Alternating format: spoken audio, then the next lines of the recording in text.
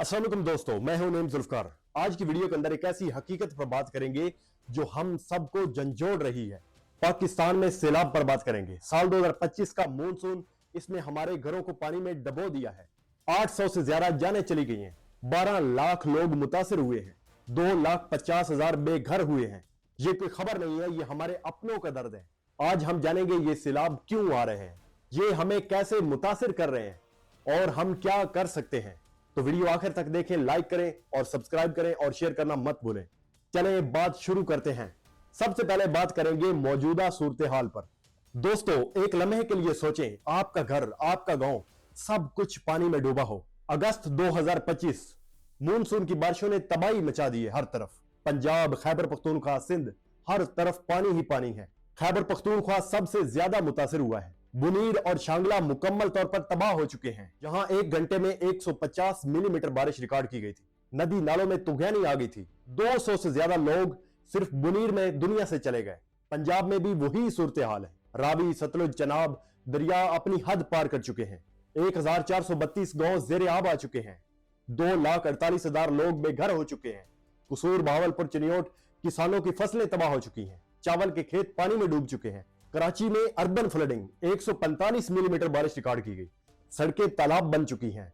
लोग घरों में फंसे हुए हैं। रेस्क्यू टीमें लगी हैं। 700 रिलीफ कैंप्स बनाए गए हैं। 265 मेडिकल कैंप्स बनाए गए हैं, लेकिन लोग परेशान हैं इमदाद में ताखीर की वजह से। ये हमारे अपने लोग हैं, इनका दर्द हमारा दर्द है। और अब बात करेंगे इन सब की वजूहात की। अब सवाल ये है, ये सब हुआ क्यों? चलें एक एक वजह समझते हैं। सबसे पहली वजह मानसून।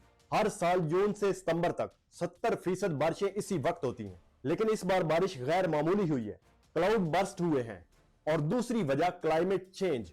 हमारी जमीन गर्म हो रही है, बारिशें शदीद हो गई हैं। एक स्टडी कहती है कि क्लाइमेट चेंज ने सैलाब को और भी ज्यादा खतरनाक बना दिया है। पाकिस्तान दुनिया के 10 बदतरीन मुतासरा मुल्कों में शामिल हो चुका है। हम ग्रीन हाउस गैसेज का सिर्फ 1% बनाते हैं, लेकिन नुकसान सबसे ज्यादा हमें ही हो रहा है। तीसरी वजह ग्लेशियर्स। हमारे शुमाली इलाकों में गर्मी से ग्लेशियर्स पिघल रहे हैं, यह पानी सैलाब बन जाता है। चौथी वजह है जंगलात की कमी। हमने अपने जंगलात काट डाले हैं। जंगलात पानी रोकते हैं और लैंड स्लाइडिंग को भी रोकते हैं, लेकिन अब जंगलात कटने की वजह से सैलाब बढ़ते चले जा रहे हैं। पांचवी वजह है नाकिस निजाम। हमारे शहरों में ड्रेनेज सिस्टम खराब हो चुका है। कराची में ड्रेन्स ब्लॉक हो चुके हैं। और छठी वजह है डैम्स का पानी। भारत से सतलुज में पानी छोड़ा जाता है और हमें अलर्ट मिलता है, लेकिन बहुत देर से मिलता है। तब तक पानी सरों के ऊपर से गुजर चुका होता है। और सबसे बड़ी वजह, हमारे पास डैम्स कम है। सिर्फ 30 दिन का पानी हम स्टोर कर सकते हैं, जबकि भारत 170 दिन का पानी स्टोर कर सकता है। सियासी झगड़ों ने डैम्स रोके हुए हैं। नतीजा ये तबाही आप लोगों के सामने है। अब हम खतरात पर बात करेंगे। अब देखें ये सैलाब हमसे क्या छीन रहे हैं। सबसे पहली चीज, हमारी जानें। 800 से ज्यादा लोग जा चुके हैं।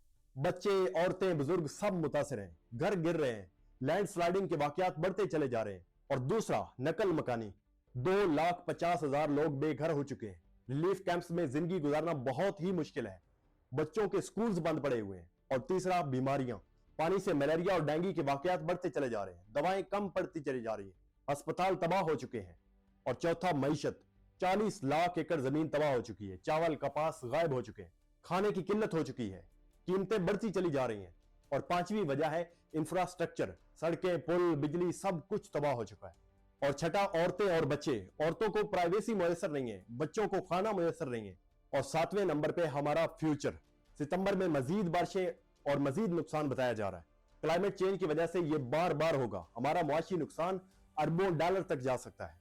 अब बात करेंगे हुकूमती रद्द अमल की। हुकूमत क्या कर रही है?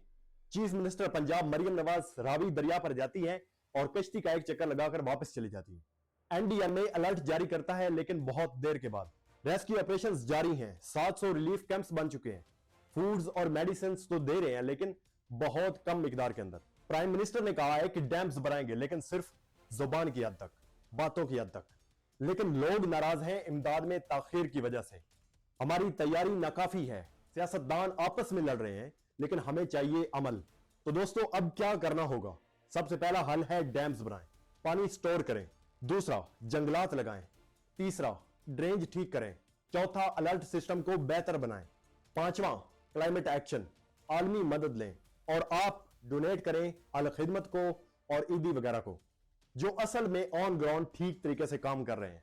आगाही फैलाएं, दरख्त लगाएं और प्लास्टिक कम करें। ये हमारा पाकिस्तान है, इसे बचाना हमारा फर्ज है। दोस्तों, ये सैलाब हमारा इम्तिहान है, लेकिन हम हार नहीं मानेंगे। हम एक हैं, मिलकर लड़ेंगे और अल्लाह पाकिस्तान की हिफाजत करे।